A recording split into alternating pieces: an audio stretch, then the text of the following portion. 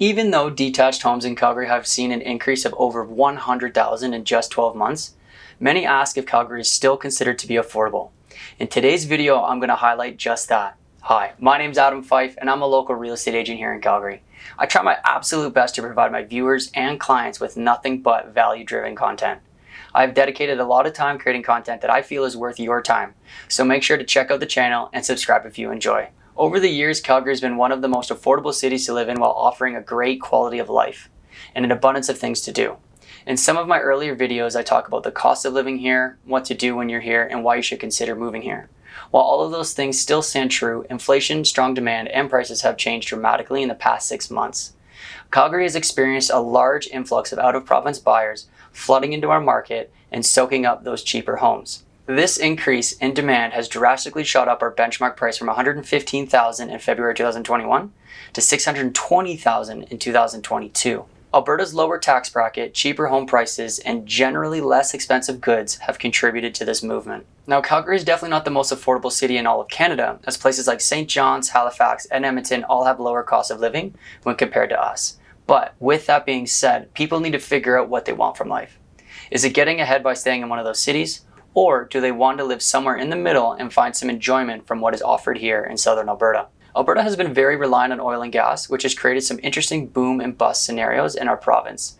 Luckily, the federal, provincial, and municipal government have come together to make some great investments here in Calgary. In a report from April of last year, you'll read how Calgary has attracted over 3,000 new tech companies, providing some diversification in our market, a 233% increase from 2012. Now, this is only one piece of the pie that will help Calgary continue to evolve into one of Canada's tech capitals.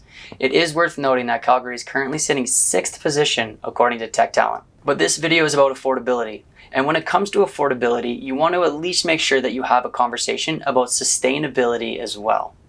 You wouldn't want to invest in something like Calgary just to find out later in life that it cannot sustain the next generation of buyers who come into our market. So in terms of affordability, I would have to say yes, Calgary is still very much affordable when compared to other cities across Canada. Even if you exclude places like Toronto and Vancouver from the equation entirely, I would still argue that Calgary is very much affordable for the lifestyle that you can live here. Let's not forget about that affordability goes beyond the benchmark price of a home.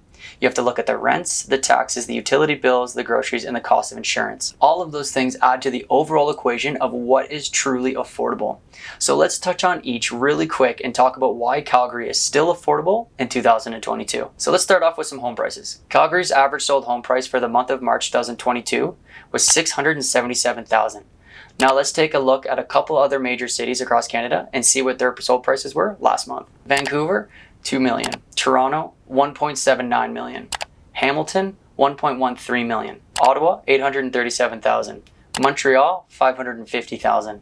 Edmonton, $493,000. And Winnipeg, $401,000. Again, this is only one piece of the pie, but based on that very quick overview of those 9 cities, you'll see that Calgary is right in the middle.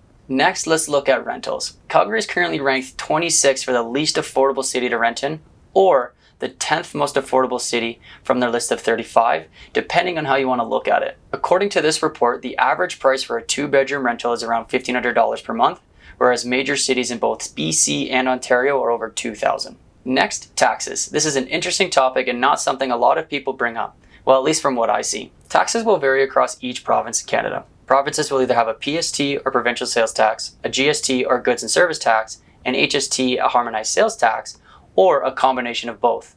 According to the Retail Council of Canada, Alberta, Yukon, and the Northwest Territories have the cheapest tax in all of Canada at only 5%.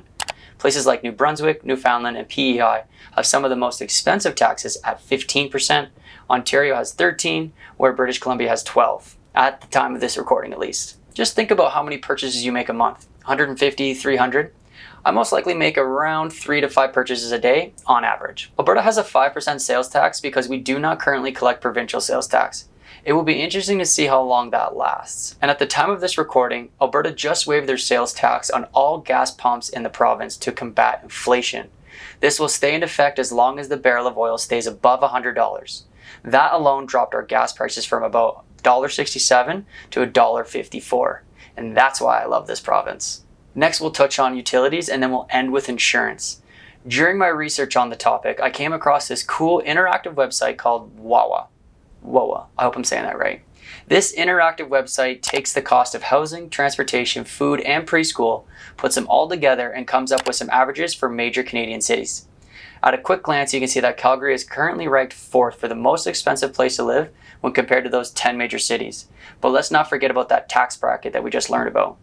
As I do agree we do spend more on a few items, the offset of housing costs will greatly affect your overall ability. As I do agree that we spend more on a few items, the offset of housing costs will greatly affect your overall affordability. Being able to buy a bigger home for less money will impact your mental health and overall satisfaction, even though we're not supposed to rely on material items to seek true happiness. Finally, I'm going to quickly touch on insurance, as I don't want to make this video too long. Insurance costs affect everyone. Life, home, and auto insurance are pretty standard for the average Canadian. This was a hard subject to research as there was very little when it comes to graphs and supporting specific claims. Now, I don't want to break down every single one, so for today we'll just concentrate on auto. Now, I found a great report by hellosafe.ca where they talk about the rates across Canada dropping because of the pandemic. A pretty common structure I'm finding is that Alberta is the 3rd most expensive province to insure your car, but not too far behind British Columbia and Ontario, which is something that I can agree with. Insurance is interesting because it depends on your age and experience. Insurance affects everyone differently, so just make sure that you shop around. So that's it, folks. Even though we've seen house prices rise dramatically in Calgary over the last 12 months, I would still consider Calgary to be a very much affordable place to be in, especially when you compare it to Ontario and British Columbia. We may not have the ocean or the number of freshwater lakes Ontario has to offer, but we have the most amount of sun per year, the mountains, the dry, non-humid air, and a pretty affordable lifestyle. If you want to search Calgary homes, or if you have any questions as to how to invest into Calgary real estate, please feel free to call or text. So until next time, peace.